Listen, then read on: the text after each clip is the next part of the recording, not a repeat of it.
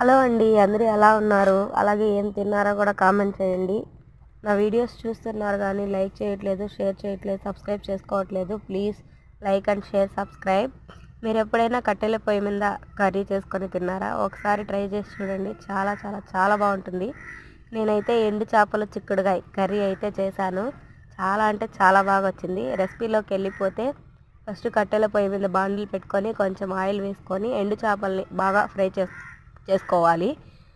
బాగా ఫ్రై అయ్యాక పక్కకు తీసుకొని పోపు వేసుకొని, పోపు కూడా బాగా వేగాక ఆనియన్ వేసుకోవాలి. ఆనియన్ కూడా బాగా మగ్గాక వెల్లుల్లి, కరివేపాకు వేసుకోవాలి. కరివేపాకు అవి కూడా బాగా మగ్గాక ముందుగా కట్ చేసి పెట్టుకున్న టమాటా ముక్కల్ని వేసి ఇంకోసేపు మగ్గనిచ్చి పసుపు, కారం వేసి బాగా ఫ్రై అవ్వనియాలి. దాంట్లో ముందుగా నానబెట్టుకున్న చింతపండు రసాన్ని వేసి కొంచెం తగినంత ఉప్పు వేసుకొని బాగా ఉడకనివ్వాలి. అది బాగా ఉడికాక ముందుగా కట్ చేసి పెట్టుకున్న మామిడికాయ ముక్కల్ని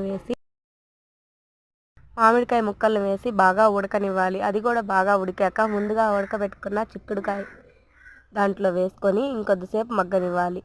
పులుసు బాగా చిక్కబడేదాకా